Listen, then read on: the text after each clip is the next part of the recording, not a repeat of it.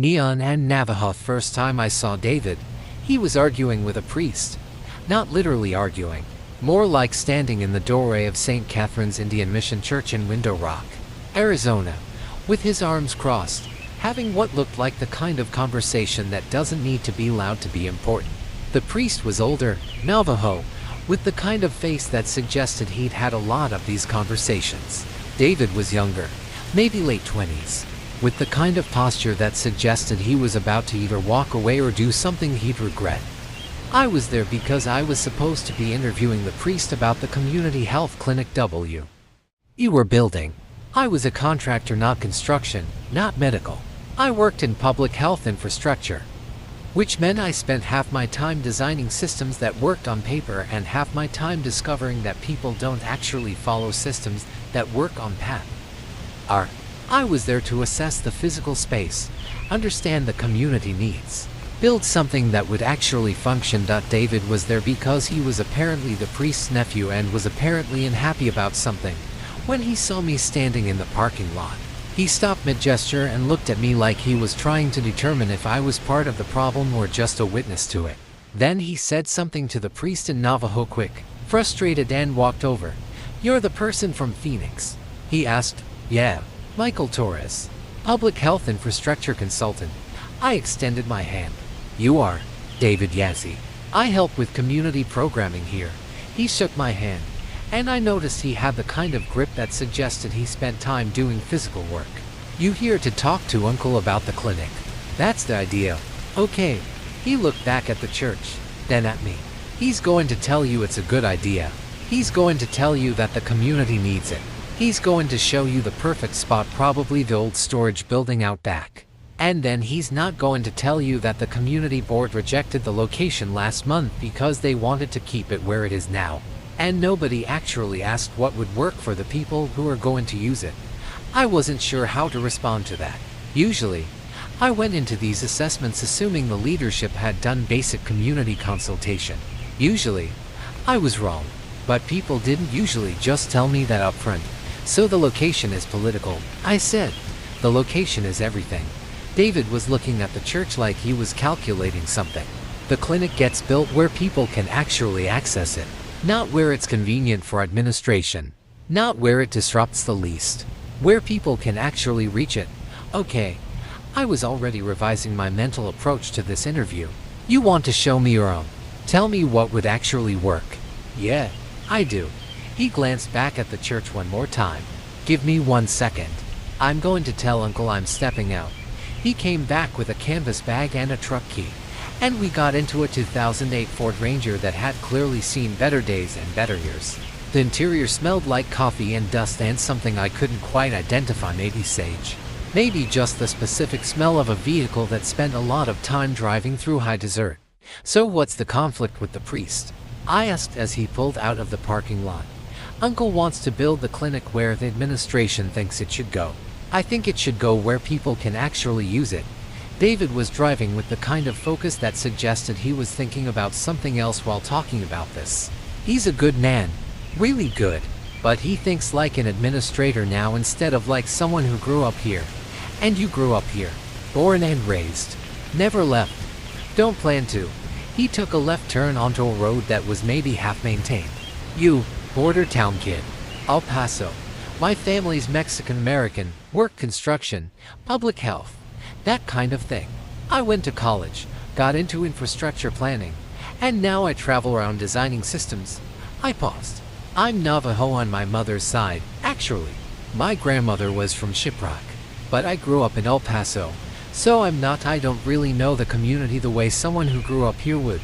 David looked at me like he was reassessing. "Your grandmother's from Shiprock?" "Was. She passed when I was 7.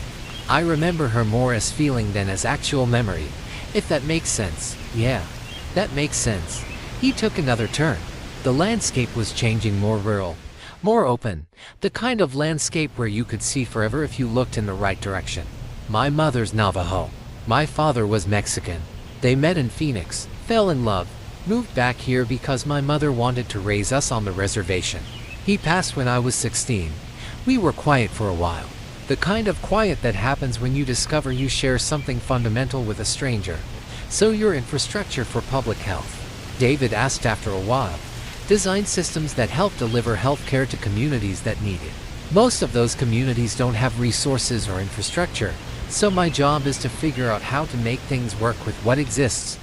I watch the landscape go by. It's not glamorous work, but it matters. It does matter. The clinic matters a lot, actually. He was driving toward the mountains now, toward the kind of elevation that made the air feel different. There are people here who have to drive 4 hours to see a doctor. There are people who don't go to doctors because they can't afford the time off work. There are people who die from things that are preventable, just because the healthcare infrastructure doesn't reach them. And you think location is the solution? I think location is part of it. You can build the most beautiful clinic in the world, but if people can't get to it, it doesn't matter. He turned off onto a road that was barely a road. The administration wants it near the church, near the town center. The community wants it near the highway, where it's accessible to people from other chapters who are traveling through. We drove for maybe 15 minutes. And then David pulled over on a ridge that overlooked what looked like the entire world. The landscape stretched out forever, mesas and canyons, and that specific kind of blue sky that only exists in high desert. There was a small community center about a mile away, and a highway running past it, and the kind of empty that felt full of possibility. This is where it should be, David said.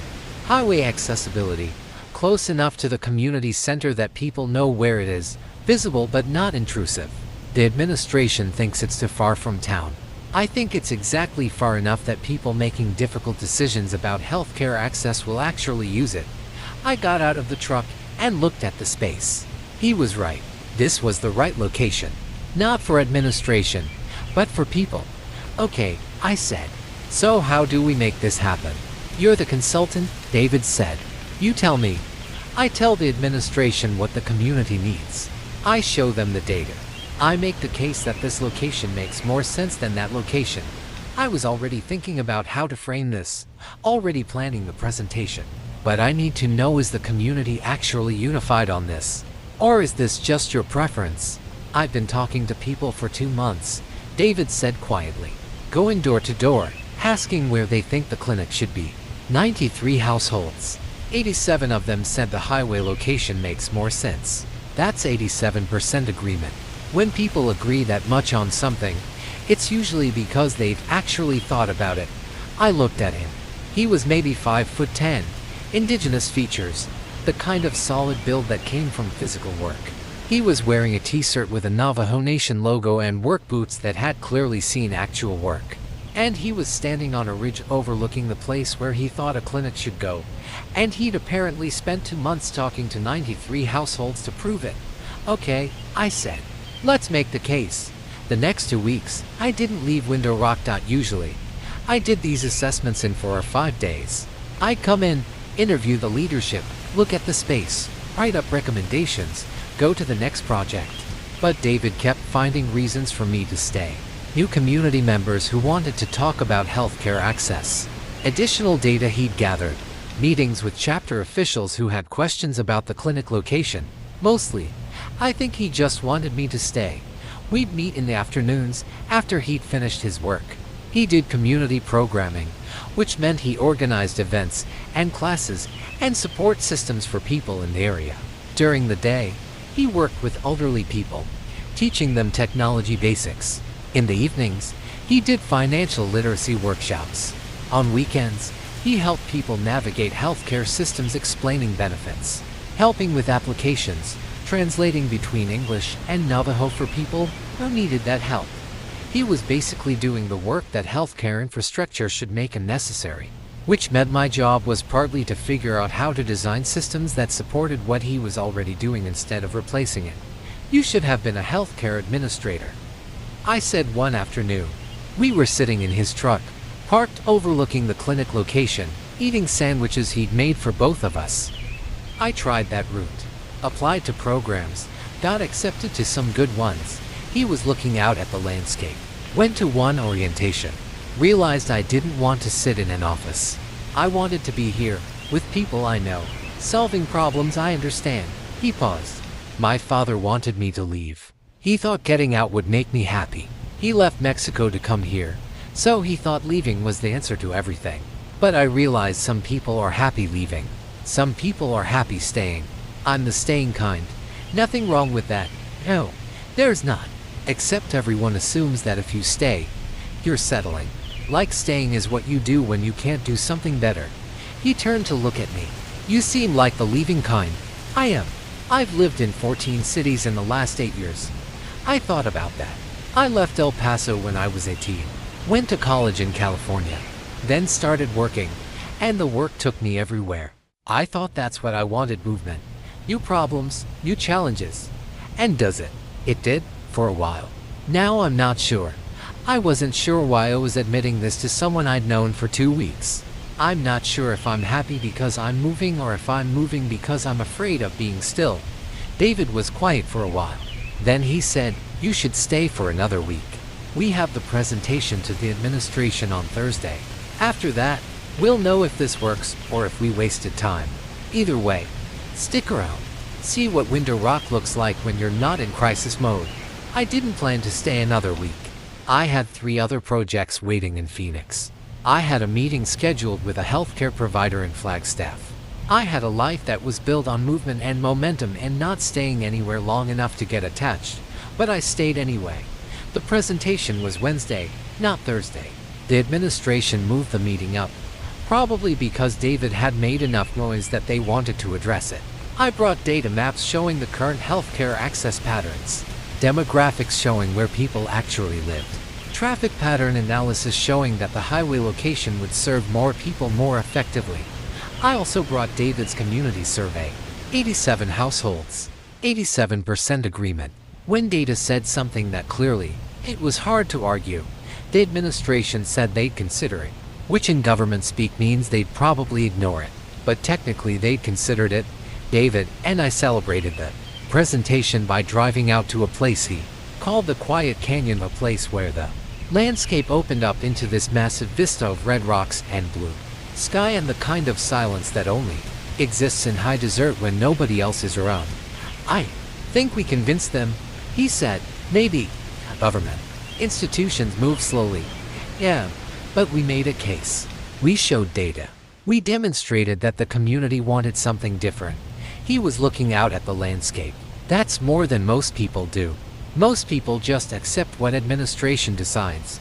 Is that why you've stayed here? Because you wanted to fight for what matters. I stayed here because this is home. The fighting just happened to be part of it." He turned to look at me. "You're still leaving, aren't you?" "I have to. I have projects, but after the projects, after you finish the infrastructure work and move on to the next city, the next problem." "You're still a leaving person?" "Yeah, I think so." "Okay." He said it like that was information he'd been waiting to confirm. "Then let's not pretend. Let's just be clear about what this is." Which is 2 weeks in Window Rock. To people who met because of a clinic location argument. To people who figured out they could work together on something that mattered. He was quiet for a moment. "I'm going to kiss you, if that's okay. Not because I think it's going to change your mind about staying, but because I want one memory of this that isn't about infrastructure planning." He kissed me in the quiet canyon with the sun going down and the landscape turning red and gold. It was careful and deliberate, and felt like he was trying to memorize something he thought he wouldn't get to keep. When he pulled back, I said, "I'm not against staying, David. I'm just not sure I know how." "I know. That's why I'm not asking you to. But here's what I didn't know then. David Yazzie wasn't just a community programmer. He was the kind of person who stayed because he understood the cost of leaving. He'd watched his father spend his entire life trying to justify why he'd left Mexico, trying to prove that the sacrifice was worth it. David had decided that some sacrifices weren't necessary. Some people were meant to build where they stood. And Michael Torres was the kind of person who built my entire professional identity on the idea that staying anywhere was the same as giving up. The administration rejected the clinic location proposal 2 weeks after I left. Window Rock. They sent me the decision via email. Polite language. Thanked me for my consultation. Appreciated the community input. But the clinic would be built in the original location, closer to the church, closer to the administrative center, closer to where people already had infrastructure, not where people actually needed it. I read the mail in my Phoenix office, sitting in a space I'd rented month to month, because I'd never found a reason to commit to longer. My coworker Sarah stuck her head into my cube. Bad news, she asked. Administration overrode community preference. Again, I showed her the mail. They had 87 households saying the location was wrong, and they decided to ignore it. Did you make a strong enough case? The case was strong. The data was clear. The community was unified. I was thinking about David, thinking about him going door to door with 93 households. The administration just didn't care. So what are you going to do? That was the question, wasn't it? Usually, when administration rejected recommendations, I moved on to the next project. That was the contract. Provide consultation. Make recommendations. Let the client decide. Move forward. But I couldn't stop thinking about David. Not romantically, though the kiss in the canyon had been real. But practically, professionally, David had been right. The location mattered. And the administration had just proved that they didn't actually care whether the clinic served the community or served the administration. Called David that night. They rejected it. He said before I even explained. I already heard. Uncle called me this morning. I'm sorry. I thought the data would be enough. You did everything you could. This isn't on you. But there was something in his voice, not anger, but resignation. Like he'd expected this outcome and was disappointed anyway. This is how it always goes. Community wants something. Administration decides something different. Community doesn't get what they need. What if we escalated it? I asked. What if we made this public? Got media involved? That would hurt Uncle. He works for the administration. This goes public. He looks like he can't control his own programming department. But the community needs, I know what the community needs, Michael. I've spent 3 years figuring that out. He took a breath. I appreciate that you want to fight this. But some fights aren't mine to win. This is administration's choice to make, even if it's the wrong choice. After we hung up, I sat with that for a while. The acceptance of a bad outcome. The decision that fighting wasn't worth the cost to people you cared about. Asterisk, here's what changed everything. The administration didn't actually care about my opinion. They never had. I was a consultant they'd hired to validate decisions they'd already made. But David had shown me that expertise could be about something other than being right. It could be about serving people. I got up early the next morning and booked a flight back to Window Rock. I didn't tell Sarah I was going. I didn't tell my other clients. I just told my supervisor I was taking personal leave, which I had, because I hadn't taken a real day off in 3 years, and drove to the airport. David was at the community center when I showed up. He was teaching a financial literacy class explaining tax deductions to a group of small business owners. He saw me through the window, and his entire expression changed. Not romantically. More like someone had just walked into the room who understood what he was trying to do. After the class ended, he walked me outside. You came back. He said. Asterisk, the administration's decision is wrong. I know that. You know that. The community knows that. I was thinking about how to frame this, thinking about what I actually wanted to say, but I can't fix it from Phoenix. So I thought maybe I could fix it from here. What does that look like? It looks like me staying, for a while, long enough to figure out how to work around the administration, long enough to actually build something that serves the community instead of serving the institution. I paused. I don't know if that's possible, but I want to try. David was quiet for a long moment. Then he said, you can't stay just because of the clinic. If you stay, you have to stay because you actually want to stay. Because you're ready to stop leaving. What if I'm not ready? What if I'm still the kind of person who needs to move to understand how to stay? Then we figure that out. But you can't figure it out if you're only staying for a project. He looked at me directly. You have to stay for you. For the life you could build here. Not as a consultant, but as a person. And that was the moment I realized I'd already made the decision. I'd driven to the airport thinking I was going to fix a healthcare infrastructure problem. But really, I was going to fix myself. Or at least, I was going to try. By year 2, we were training health workers from neighboring chapters. By year 3, the administration's clinic had merged with our operations under community control. By year 4, we were consulting with other indigenous communities about replicating the model. I wasn't leaving. Not for new projects, not for new challenges, not for the next city. I was staying. I was building. I was finally understanding what David had understood all along, that some kinds of work could only happen if you stayed, that some kinds of love could only develop if you committed to the place and the people and the specific challenge of actually building something that mattered.